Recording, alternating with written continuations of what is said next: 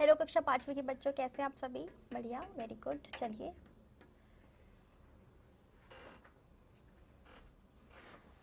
सभी बच्चे फटाफट से अपनी हिंदी की किताबें निकाल लीजिए। अध्याय 4 का लेक्चर 3 आज हम करेंगे बच्चों, ठीक है। तो ये क्या है? हमारा त्योहारों का देश।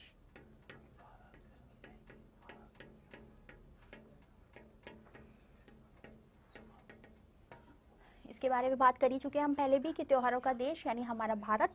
भारत में क्योंकि बहुत सारे त्योहार मनाए जाते हैं, बहुत ही जो है हर महीने यहाँ पर कोई ना कोई त्योहार आता है और सभी मिलकर बहुत अच्छे से त्योहार को जो है मनाते हैं और धूमधाम से मनाते हैं।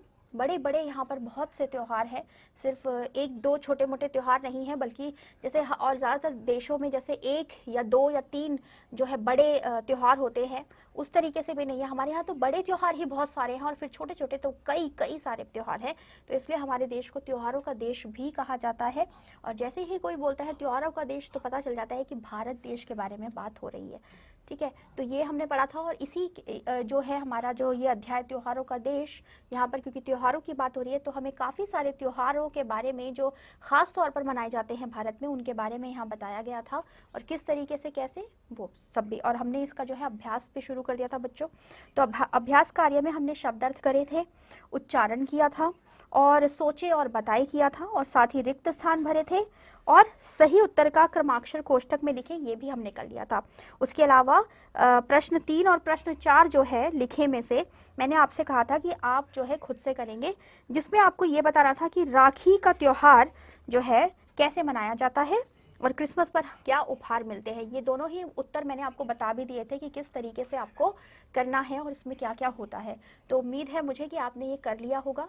और अब आगे हम जो है करेंगे, तो हमारा क्या चल रहा है? अभ्यास कार्य। अभ्यास कार्य में बच्चों हमारा जो है, हम कौन सा भाग कर रहे हैं? लिखे लिखे भाग, ठीक है। अब इसमें जो है लिखे भाग में हमारा प्रश्न 4 तक हो गया। प्रश्न 5 देखिए क्या है। प्रश्न 5 में आपको लिखा है बच्चों, हमारे देश को त्योहारों का देश क्यों कहते हैं। मैंने आपको अभी अभी इसका उत्तर दिया है बच्चों, ये अध्याय जो है इसके बारे में बात करते हुए और आज का हमारा लेक्चर शुरू करते हुए मैंने आपको बताया कि त्योहारों का देश क्यों कहा जाता है हमारे देश को। तो ये तो आपको बहुत ही अच्छे से पता चल गया है, फिर भी आप चलिए कोशिश कीजिए, मुझे बताइए। जी हाँ, क्योंकि हमारे देश भारत में बहुत सारे जो है त्योहार मनाए जाते हैं, इसलिए हमारे देश को यानी भारत देश को त्योहारों का देश कहा जाता है। तो अब ये जो है आपका प्रश्न 5 जो है, मैं नहीं लिख रही हूँ प्रश्न, आप खुद लिखेंगे। इसका उत्तर मैं आपको लिख कर बता रही हूँ, वो आप कर लीजिए। तो प्रश्न 5 जो है बच्चों, वो आप प्रश्न लिख लीजिएगा बाद में, अभी आप उत्तर कर लीजिए पहले। तो आप क्या लिखेंगे? हमारे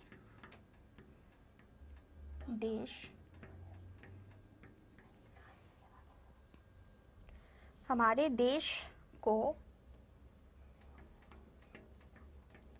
त्योहारों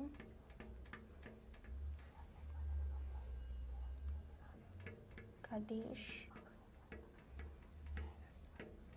इसलिए कहा जाता है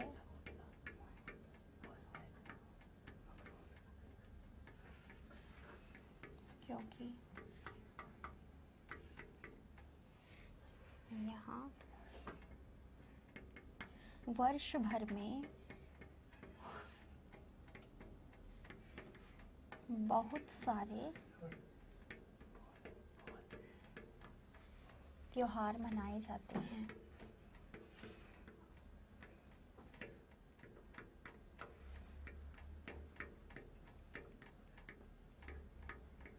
ठीक है, तो क्या लिखा है मैंने इसका उत्तर? हमारे देश को त्योहारों का देश इसलिए कहा जाता है क्योंकि यहाँ वर्ष भर में बहुत सारे त्योहार मनाए जाते हैं। अब हाँ, मैंने आपको यही बताया था ना कि हमारा जो देश भारत है, यहाँ पर हर महीने और हर थोड़े थोड़े दिनों में जो है त्यौहार आते रहते हैं और पूरा देश उनको मिलकर मनाता है। और कुछ जो है, कुछ पूरा देश नहीं भी मनाता, लेकिन कहीं ना कहीं यहाँ पर कुछ ना कुछ त्यौहार चलता रहता है। तो इसी वजह से जो है पूरे साल में बहुत सारे त्यौहार जो है मनाए जाते हैं, जो हर वर्ष आते हैं।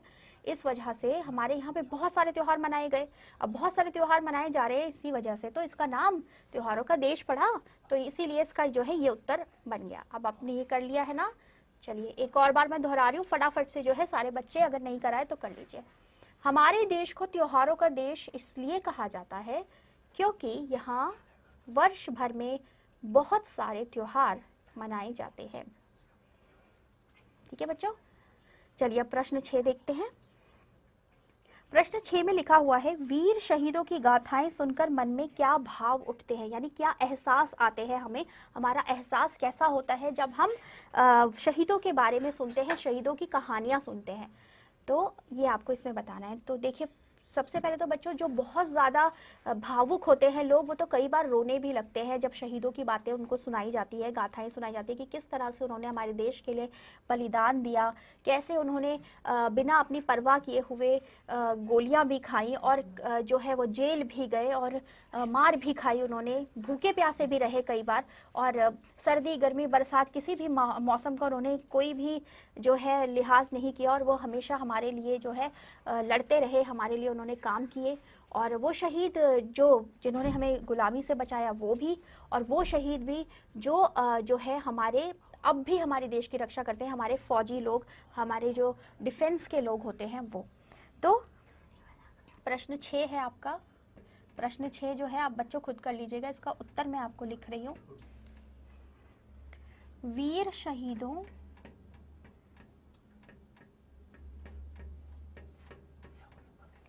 शहीदों की गाथाएं सुनकर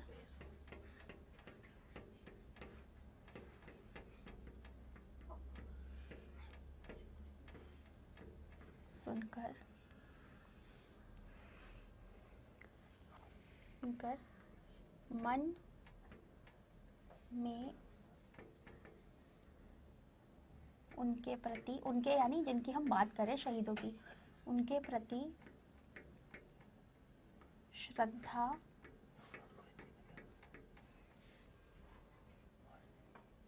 नमन व आदर के भाव उठते हैं।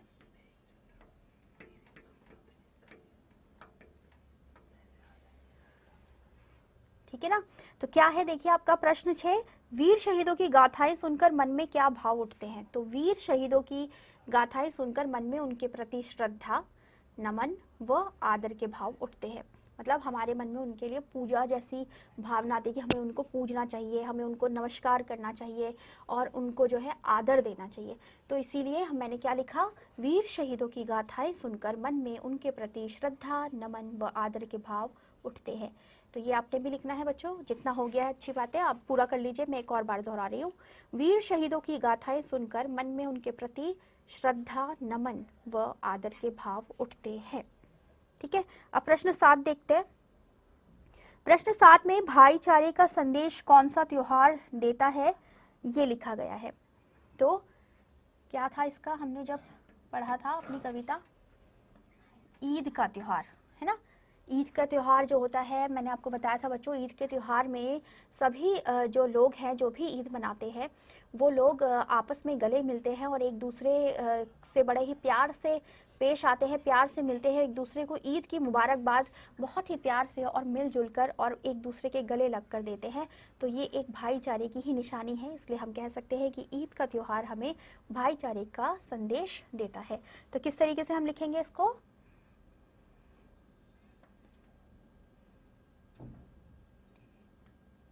ईद का त्योहार भाईचारे का संदेश देता है।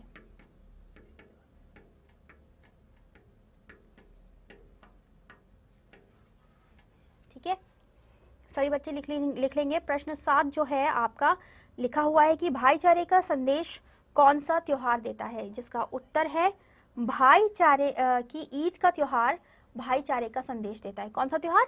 ईद का त्योहार। मैं फिर से दोहरा रही हूँ, अगर कहीं पर रह गया है तो फटाफट से कर लीजिए बच्चों। ईद का त्योहार भाईचारे का संदेश देता है। ईद का त्योहार भाईचारे का संदेश देता है। ठीक है, ये हो गया आपका प्रश्न 5, प्रश्न 6 और प्रश्न 7। अब आप देखिए इसके बाद है आपका भाषा की बात।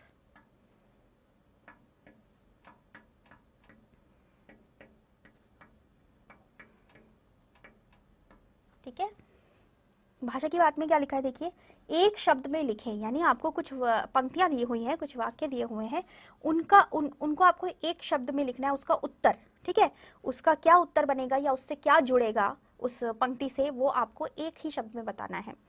जैसे कि बहनों का त्योहार है, क्या बहनों का कौन सा त्योहार होता है? रक्षाबंधन या राखी हम कहते हैं, है ना। तो इसीलिए हमें ये इस तरीके से हमारा एक शब्द में उत्तर हो गया कि पूछा गया बहनों का त्योहार है राखी, तो एक तरीके से ये पंक्ति एक ही शब्द के साथ पूरी हो गई। तो यानी हमें एक ही शब्द में इसका उत्तर देना है, और बाकी भी जो इसमें और नीचे पंक्तियां दी हैं उनका भी इसी तरीके से हमें एक शब्द में उत्तर देना है। तो सबसे पहले था ये आप जो है इसको कर लीजिए बच्चों, एक शब्द में लिखें।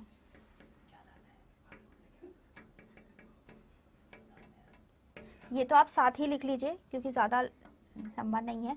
तो पहले आप ये जो मैं लिख रही हूँ ये लिखेंगे और उसके बाद उसका उत्तर लिखेंगे।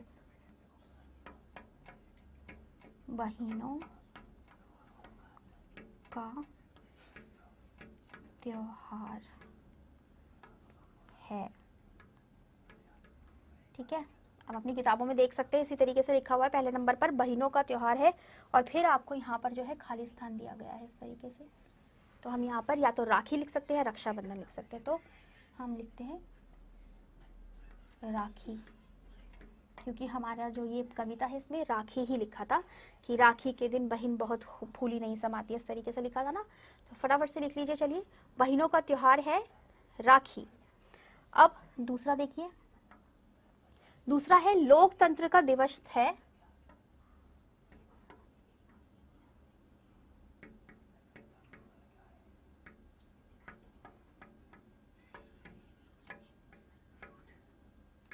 दिवस है 26 जनवरी। ठीक है, 26 जनवरी को ही आता है लोकतंत्र दिवस। तो ये मैंने आपको बताया था, इसलिए आपको क्या लिखेंगे आप? 26 जनवरी। हर साल ये 26 जनवरी को ही मनाया जाता है, इसे गणतंत्र दिवस भी कहते हैं, और लोकतंत्र का दिवस है 26 जनवरी। ये हमारी कविता में भी आया है। ठीक है, तीसरा देखिए, तीसरा है एक राग जिसे वर्षा ऋतु में गाया जाता है। इसका हमने शब्दार्थ में भी किया था बच्चों, और मैंने अलग से भी आपको इसको बताया था। क्या है? एक राग, ये लिखिए आप पहले, एक राग जिसे वर्षा ऋतु में गाया जाता है।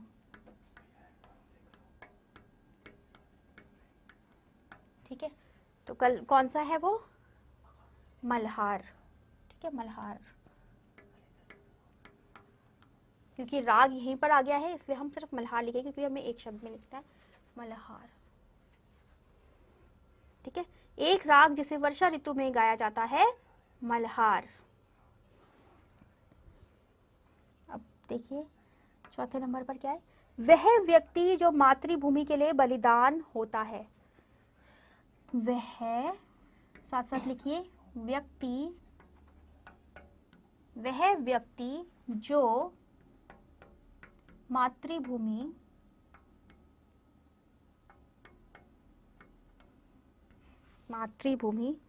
के लिए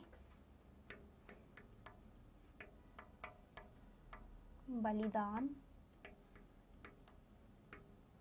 ठीक है, होता है, मतलब जो अपना बलिदान दे देता है उसको हम क्या कहते हैं? हमारी देश के लिए जो बलिदान दे देता है उन्हें हम क्या कहते हैं? शहीद, है ना, शहीद। उनकी मृत्यु को शहीद के रूप में देखा जाता है, तो शहीद। अब ये सभी जो है आप फटाफट से कर लीजिए बच्चों, अगर नहीं किया है। सबसे पहले है, एक शब्द में आपको जो उत्तर देने हैं उनमें, बहनों का त्योहार है राखी, लोकतंत्र का दिवस है 26 जनवरी, एक राग जिसे वर्षा ऋतु में गाया जाता है मल्हार, वह व्यक्ति जो मातृभूमि के लिए बलिदान होता है शहीद। ठीक है, ये हो गया आपका, फटाफट से कर लीजिए बच्चों। ठीक है, तो ये आप कर लीजिए बच्चों। और अब हम आगे देखते हैं, आगे इसमें क्या दिया है। यह भी करें, ठीक है, यह भी करें है आपको दिया हुआ है, जिसमें आपको क्या लिखा है बच्चों, देखो, राजस्थान में मनाए जाने वाले त्योहारों व पर्वों की सारणी को उत्तर पुस्तिका में निम्न प्रारूप में सूचीबद्ध करें। कितना?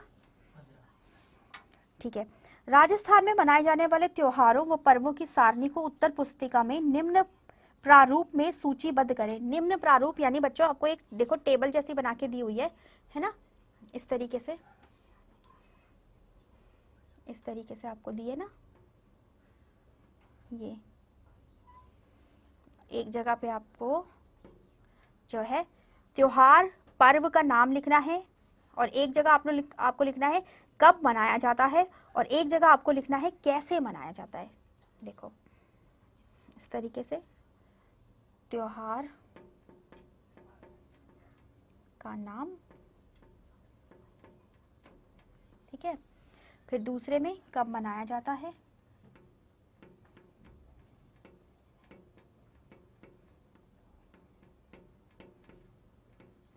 और तीसरे में आपको लिखना है कैसे मनाया जाता है।